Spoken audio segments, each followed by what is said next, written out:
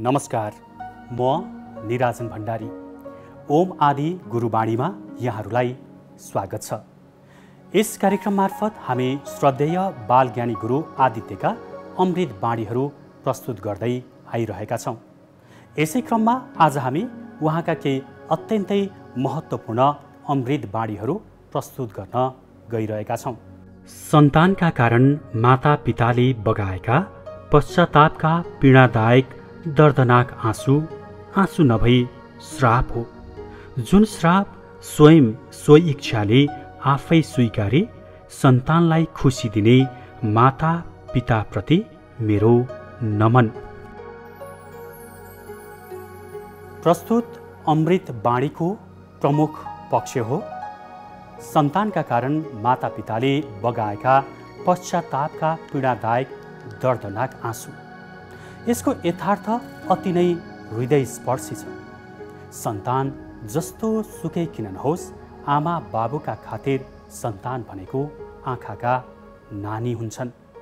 सन्तानलाई हुर्काएर बालिक बनाउन जन्मदाता आमा बाबुले सर्वस्व लुटाएका हुन्छन्। आमा बाबुका लागि छोराछोरी आफ्नो भूत, भविष्य, वर्तमान सबै हो। तर जब तिनै माता पितालाई आफ्नै छोराछोरीबाट आघात पुग्दछ, दुर्व्यवहार र अपमान हुन्छ, त्यो चरम असह्य हुन्छ। कदाचित छोराछोरी कुबाटो लागेर आचरण र संस्कारबाट च्युत भए भने त्यो पनि माता पिताका लागि मृत्यु तुल्य हुन्छ। कुनै पनि कारणले यदि आफ्ना सन्तानको दुर्गति या दुर्व्यवहारका कारण आमा बाबु आहत भए भने त्यस बखत तिनको आँखाबाट पश्चातापका पीडादायक आँसु निस्कनु स्वाभाविक हो। तर त्यो आँखा अति नै दर्दनाक हुन्छ। त्यो आँसु आँसु नभई श्राप हो। त्यतिखेरको आँसु आँखाबाट निस्कने सामान्य आँसु होइन, श्राप हो। हाम्रो संस्कृतिमा जन्मदाता आमा र बाबुलाई मातृदेवो भव र पितृदेवो भव भनेर देवता तुल्य प्रतिष्ठा दिइएको छ, जुन कि परम सत्य पनि हो। साक्षात् देवता तुल्य माता पितालाई पीडा दिनु, आहत बनाउनु, दुर्व्यवहार गर्नु, यहाँहरूको सदिक्षा विपरीत कुसंस्कारी भई कुबाटो लाग्नु र त्यसका कारण उहाँहरूको आँखाबाट आँसु बग्नु सरासर श्राप नभए के हुने। अरू कसैले दिएको श्राप बरु निष्फल हुन सक्ला, तर आफू स्वयंलाई संसार देखाउने माता पिताको श्राप कसरी निष्फल होला। जुन श्राप स्वयं स्वेच्छाले आफै स्वीकारी सन्तानलाई खुसी दिने माता पितालाई श्रद्धेय बालज्ञानीले मेरो नमन भन्नुभएको छ। अर्थात् कि छोराछोरीले आफूप्रति गरेका सबै दर्दनाक आहत भुली माथिबाट थप तिनकै खुसीका खातिर प्रयत्नशील माता पितालाई म नमस्कार गर्छु। अमृत बाणीले सम्प्रेषित गर्न खोजेको आशय यही हो कि छोराछोरीले दिएका सबै पीडा महादेवले कालकुट विष पिए झैँ आफै पिउने र विष दिनेलाई नै उल्टो आशिष दिने आमा बाबु साँच्चीकै नमन योग्य छन्। परम क्षमाशील त्यस्ता माता पितालाई बालज्ञानी स्वयं नमन गर्न चाहनुहुन्छ। श्रद्धेय बालज्ञानी गुरु आदित्यबाट प्राप्त यो अर्को गुरुवाणी पनि मनन गरौँ।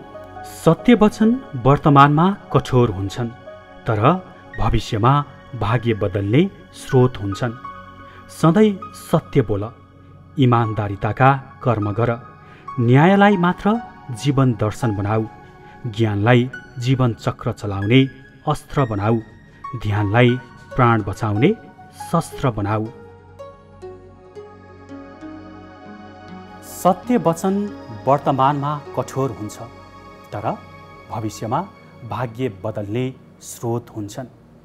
यसको अर्थ सरल र स्पष्ट छ। साँचो बोल्दा तितो र अप्रिय पनि हुन सक्छ, तर वर्तमानमा बोलिएको सत्यले भविष्यमा गएर भाग्य बदल्ने क्षमता राख्दछ। सत्य स्वभावैले अप्रिय हुन्छ। कालोलाई कालो चोरलाई चोर भनेर सम्बोधन गर्दा कहिल्यै प्रिय लाग्दैन। प्रिय नलाग्दै पनि चोरलाई त चोर होस् भन्ने भाव भित्रैदेखि बोध गराइदिने हो भने एक दिन उसलाई पश्चाताप हुन सक्छ र चोरी काम छाडिदिन सक्छ। चोरी काम बन्द गर्नासाथ उसको नाममाथि लागेको कलङ्क हट्न जान्छ र अन्ततः उसको भाग्यले बदलिने सुयोग प्राप्त गर्छ। यी विविध कारणले एकमेव सामशय यही हो कि सबै सत्य बोल्नुपर्छ।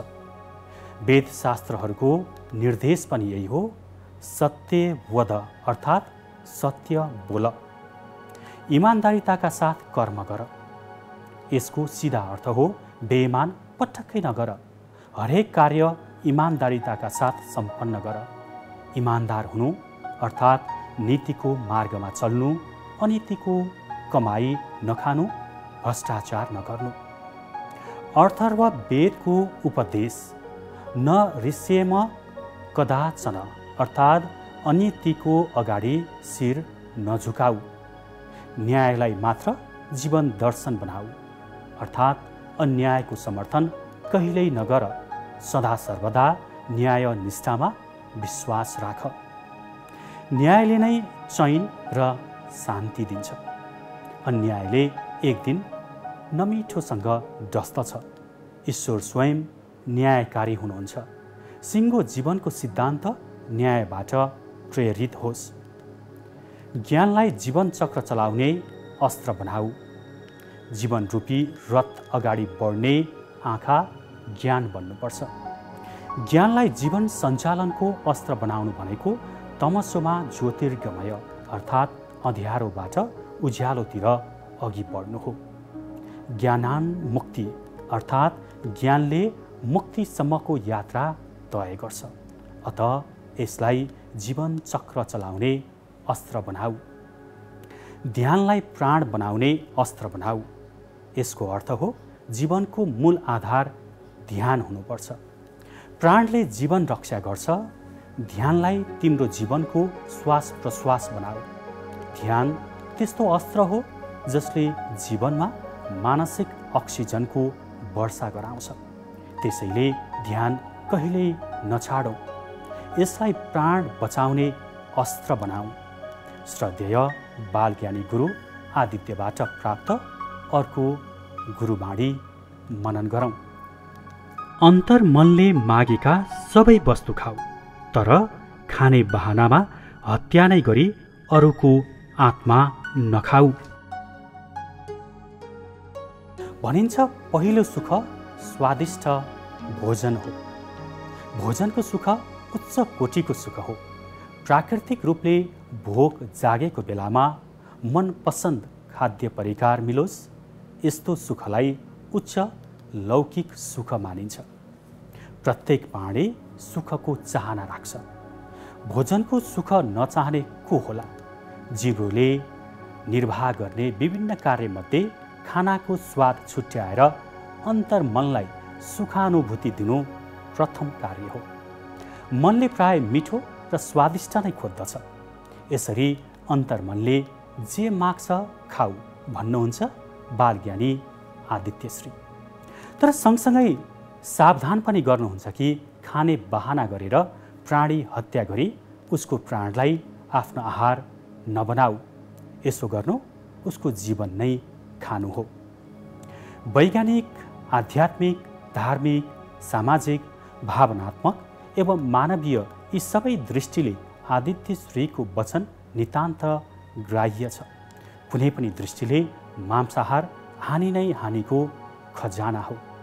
जिब्रोको क्षणिक स्वाद मेटाउन अर्काको हत्या गर्नु झन् कति विवेक सम्मत होला।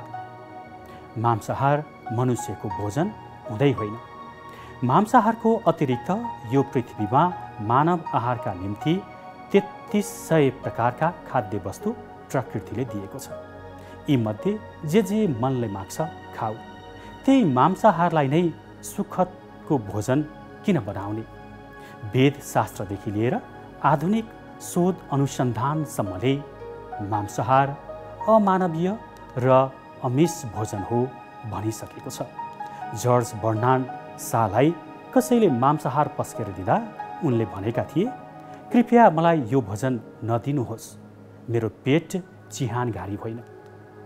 महाभारतमा उल्लेख भए अनुसार संसारको सच्चा हितैषीले कहिल्यै मांसाहार गर्दैन, न त उसले पशु हिंसा नै गर्छ। जैन अभिमत अनुसरण गर्नेहरू मांसाहार गर्दैनन्, न त पशु हिंसा नै। जैन अभिमतमा भनिएको छ, मांसाहार गर्नाले दर्प बढ्छ। दर्प एक प्रकारको उन्माद हो जसले मांसाहारीलाई वंशीभूत गरी मादक पदार्थ पिउन तथा तास जुवा खेल्ने दुष्कर्मतर्फ उत्प्रेरित गर्दछ। श्रद्धेय बालज्ञानी गुरु आदित्यका यिनै विविध अमृत वाणीका साथ आज बिदा हुन्छौँ। नमस्कार।